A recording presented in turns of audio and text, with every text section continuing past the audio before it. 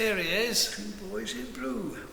John, we're continuing our Genuine Voices series, and we're going to develop what we started last time. We looked at fake news, how do you tell fake and true? And this naturally tips over to what is a very modern phenomenon that we all have to deal with, whether we like it or not, if we look at any media at all, and that is AI. And the ChatGPT 5 has just been launched, and actually I use it every day. And you might be surprised to learn I use it on our videos, the John and Phil videos. Now, do I use it to for the visuals? In other words, are you a fake John? No. Do I use it for me? No. Do I use it for the voices? No. But I do use it for the description. So when I finished editing, I asked ChatGPT for help in summarizing and providing the chapter headings for YouTube. I do this with every new video now, and it's brilliant. The actual summary, have a look next time. Just don't take the descriptions for granted. Have you watched any AI content as far as you know recently? Yes, I'm getting used to realizing what is AI. I often just spend a few minutes looking at often animal videos, and I can see that quite a lot of those are now, especially with the monster sort of figures, the good gorillas coming for the help of the sweet little animal being swallowed by a monster. I thought that was all real. They're AI.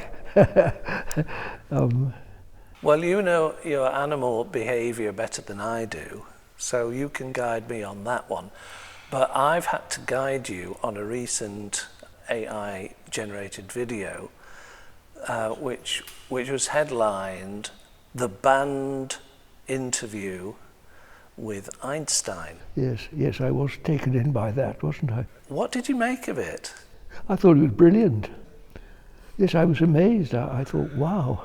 In fact, I sent it to you, didn't I? You did say it. Then I got a cold water response back. That is AI. How much of it did you watch? It was 25 minutes. I watched it twice, and I sent it off to another friend also. I was so impressed. She also sussed out it was AI. Can you recall roughly the gist of what this banned interview was about? It wasn't about E equals MC squared, for example, was it? No, he was talking my language. That's why I was so impressed by it. You see, and he came to the same conclusion that I venture on to some in my bold moments, that behind the primary influence behind all this creation is love. And then, of course, I thought that was, well, good view. Well, I watched about 2 minutes of it before the penny dropped, and I immediately looked at the description, and sure enough, in the description, YouTube, you're obliged to fess up and say whether there is any AI or digital content. But I would agree with you. It was superbly well done. It had a sort of an AI-generated mock-up face of Einstein, which looked like Einstein, and the voice was AI-generated. I don't know if you spotted that. It wasn't a real human voice, it was an AI. So somebody had written the script And this might tickle you. Yesterday, I asked ChatGPT, right, have you done this? And I copied the whole transcription of the Einstein video, pasted it into ChatGPT, which came back and said, yeah, that sounds like me. So that's what we are all becoming familiar with certainly on our computers and smart TVs these days. So, does it matter? If you found value in it, does it matter? If we come back to my favourite place, here and now, feet on the floor, listen and look, and find what I like to call these days this, the always with us, unchanging spiritual presence.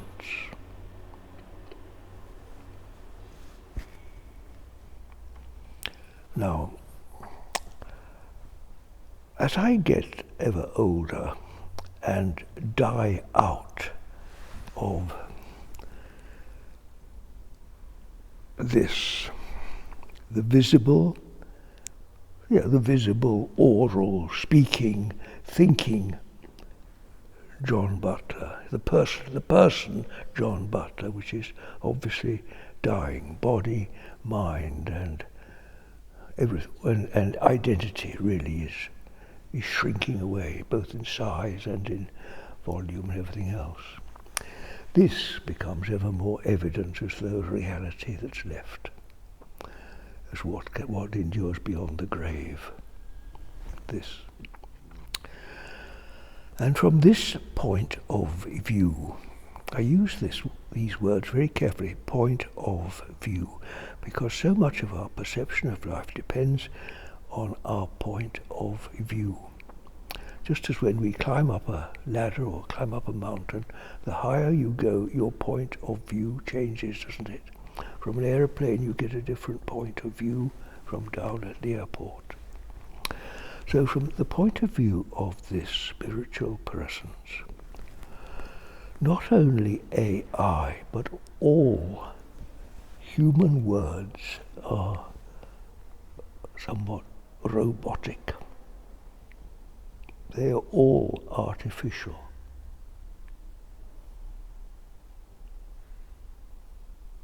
Is anything that comes out of this really reliable? I'll qualify that slightly because some are obviously more reliable than others, and a few of the great words, and here I think of course of words in Scripture, the words of Jesus, I would hesitate to speak like them in the same vein, but they are really a mechanical response to an opportunity or to a need. Yes, perhaps that does include everything, doesn't it? That they're cause and effect. They come under that law, cause and effect. There are many different types of, shall we say, truth in the Bible. Perfectly reasonable. There are parables, which Jesus was very comfortable talking in parables. There's poetry, allegory. We won't go there now, but some people would say that the Garden of Eden story was myth in the truest sense, but has a profound meaning.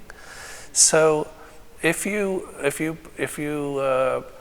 beam the torch of real truth, whatever that is, in the pages of the Bible, there are different kinds of truth.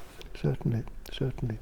Just to add, I would not dismiss, but you might be surprised to hear this, I would not dismiss the AI-generated content are on YouTube. I watch, as you know, quite a lot of YouTube.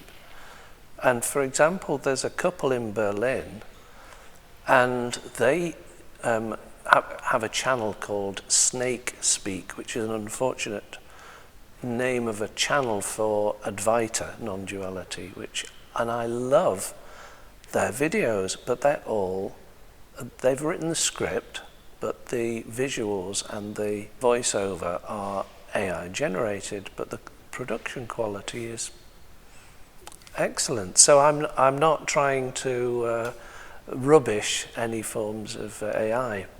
Well, yes, it's not something I've thought much about, Phil, but really I find no fault in what you say. I also, honestly, you just listen to ordinary conversation, you talk about robotic. I mean, you know, think of the everyday greeting. How are you? Honestly, it just comes out just like that, doesn't it? Oh, I'm fine.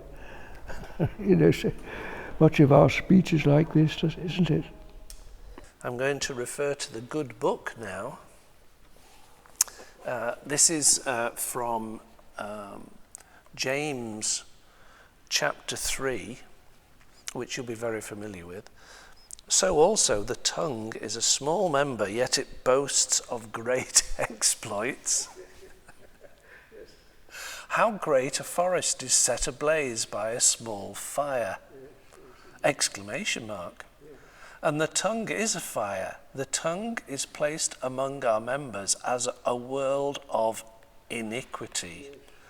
It stains the whole body, sets on fire the cycle of nature, and is itself set on fire by hell. But no one can tame the tongue, a restless evil full of deadly poison. Yes, amen to that.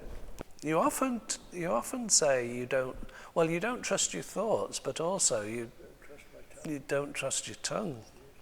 Leads to all sorts of mischief. You know, in the world of the media and of the political debate these days, I mean, to talk about the slander, the lies that are coming out that we are fed these days. It's really quite frightening, I find, the way that people that hold the strings, that pull the media and that, can influence the population. You know, there's an old saying, isn't there? You can fool most of the people most of the time, and some of the people all of the time, but not all of the people all of the time. Back to the Bible, John. Proverbs chapter 6, verse 16 onwards. I think you'll be familiar with this one as well.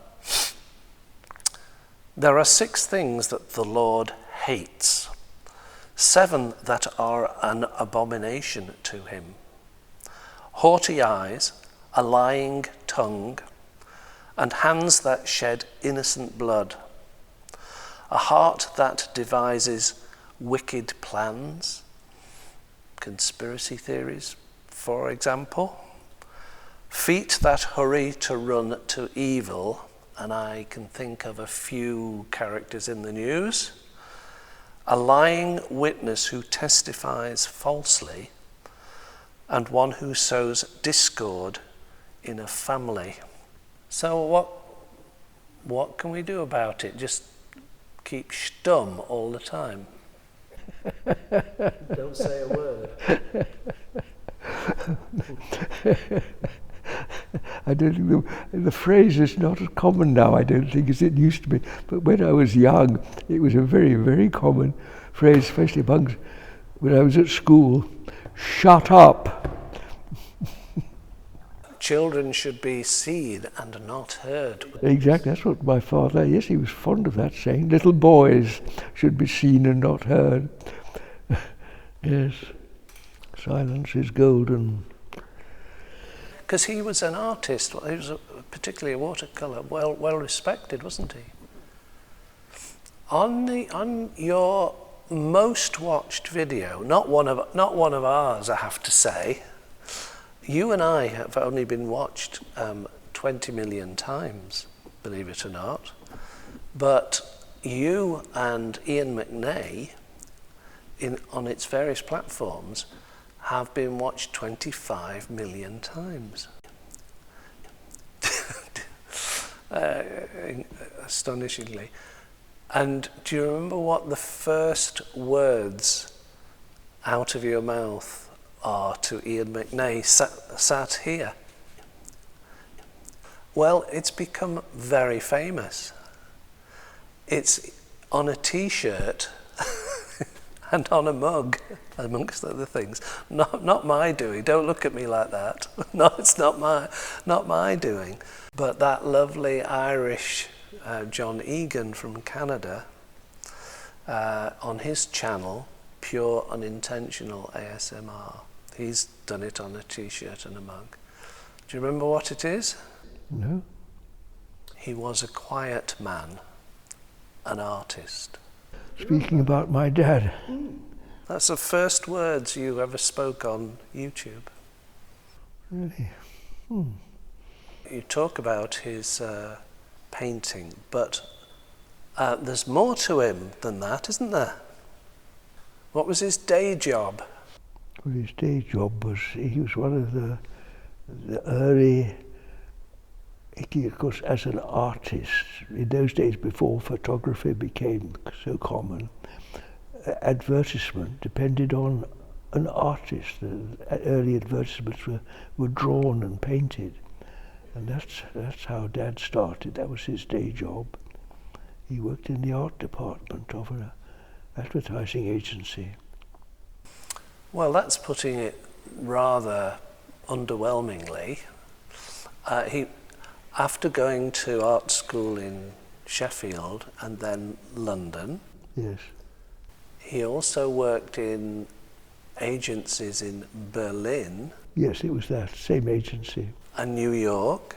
Yes, that's right. It was a big American company. J. Walter Thompson. That's right. Yes. Which, in its heyday in the 60s, early 60s, was the largest advertising agency in the world. And do you know what your dad's title was? Yes. Well, at least of the London office. Yes, he was the art director. Yes, a hugely influential. Talk about influencers. Your dad was an influencer at the start of what we might call the consumer boom in Britain. Yes, he was. Yes, he was. A number of well-known products that are still in the supermarket were started off by him. Such as? Well, Horlicks for one thing, and Roundtree's chocolates. He was a big player in that. There's a brand of chocolates called Black Magic that's still one of the best sellers on the Roundtree's brand, and it's still in a black box. That was my dad's idea, to have a black box. Persil washing powder, in fact, Lever, a lot of the well-known commercial brands were started on their marketing with J. Walter Thompson's, yes. So he was not so much a quiet man, he was a big noise. But he was a quiet man. He always was. Yes, I suppose his influence, I suppose in a way, rather like happened to me, his influence happened really unawares. He didn't seek he didn't seek to be well known. He loved art. There were times when you didn't exactly see eye to eye. Oh, many, yes. But you stuck to your guns when you were a young man, didn't you? And that didn't go down well. Well, some of it did, but some of it didn't, yes. And off to South America you went. Yes, that was opposed with all he could. That was very much against Dad's will. But he must have respected you for your... Well, if he did, he didn't say so. It's fascinating that you have both come to be hugely well regarded, against perhaps your better judgment, in the public domain. Amazing, isn't it? Yes, surprising actually. Yeah. And also perhaps another slight parable one might draw, that Dad was a very traditional artist. He never, that I do not, or perhaps on his advertising he did, he always drew or painted from life. He didn't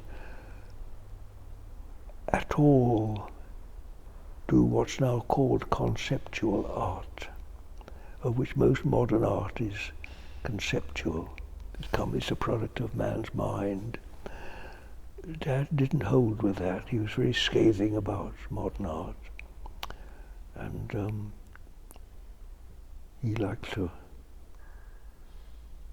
if he drew a person, he needed a face to draw. If he wanted to draw a horse, he looked at a horse.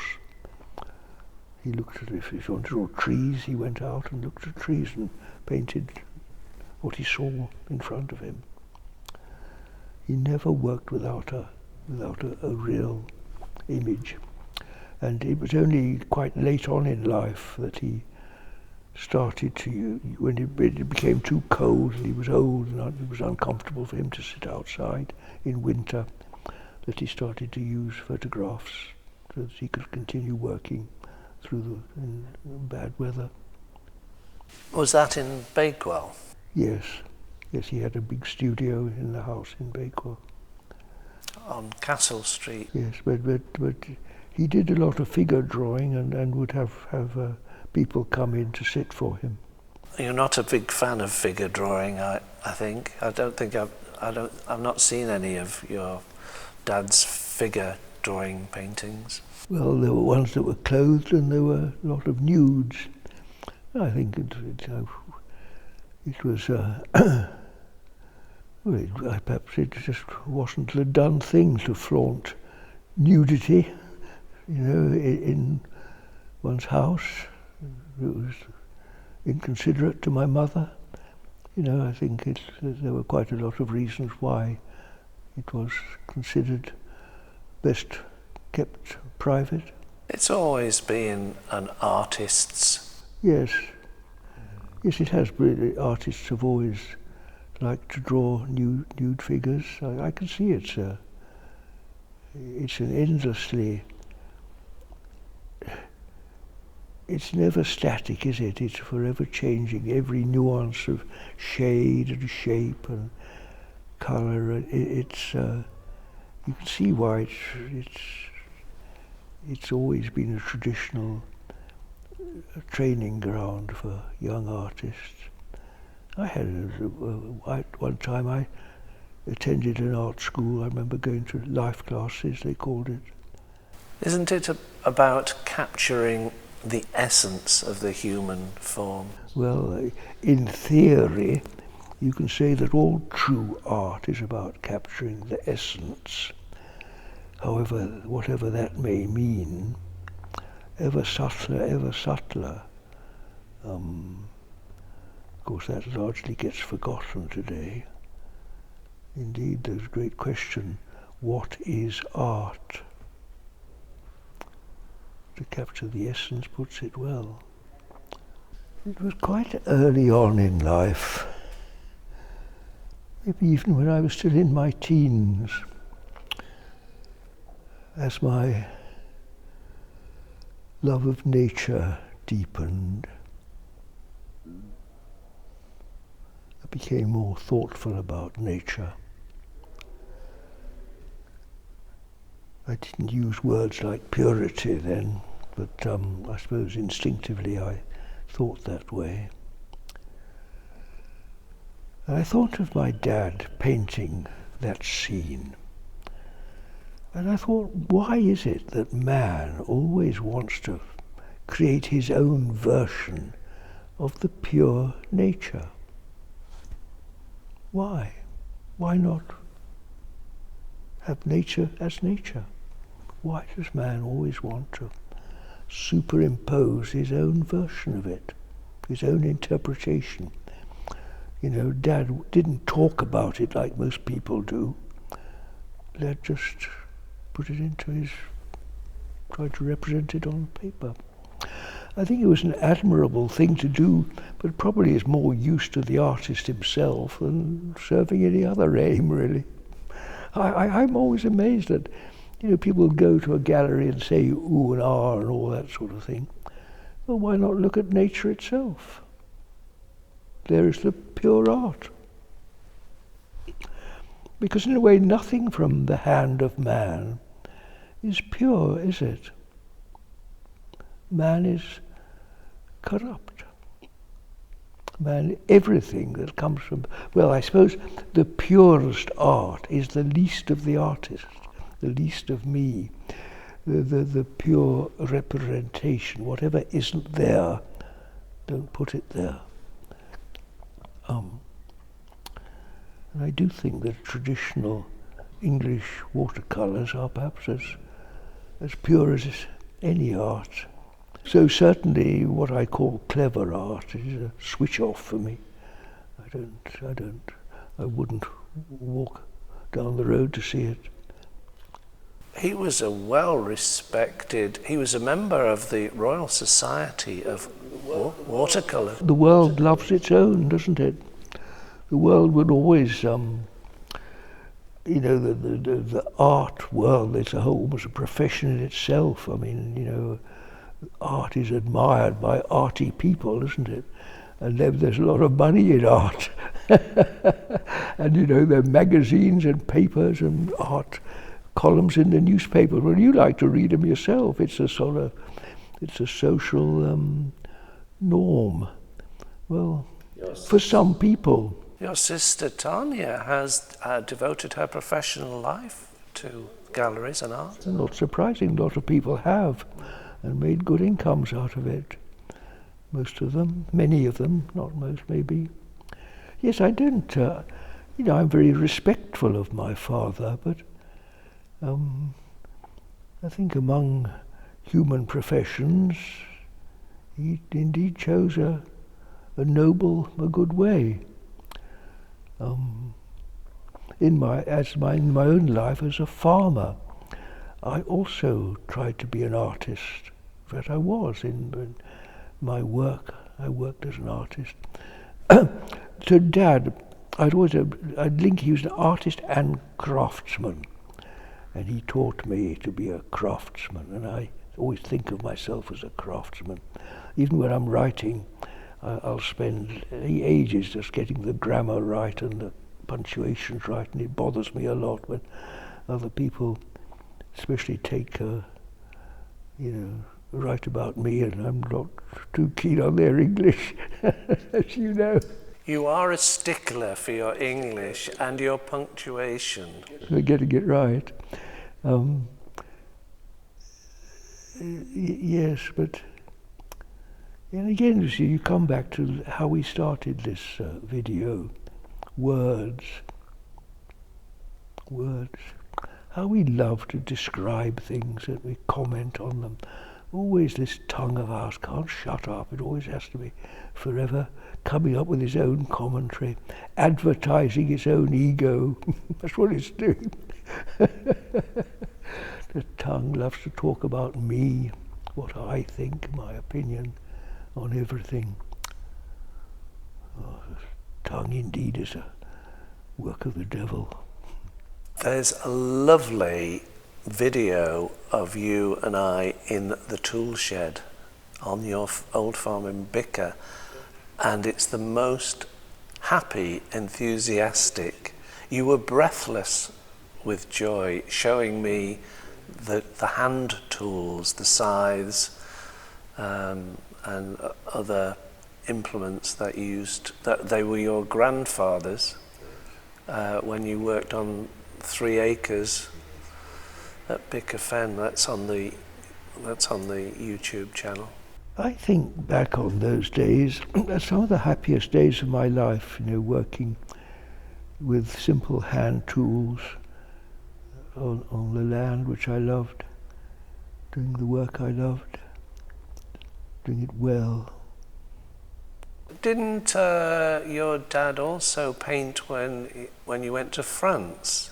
Oh yes, he painted a lot in France. Did you go with him? Oh, on many occasions, yes, yes. Dad did all my life. Dad was never without a sketchbook in his pocket. Always, whenever he stopped, just parked it.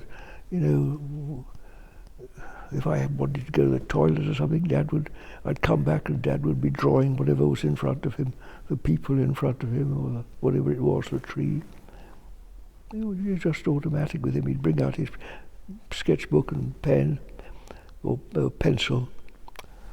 In those days, pencils were pencils. Dad always kept a penknife because he was forever sharpening his pencil. HB? He had a variety of different leaded pencils.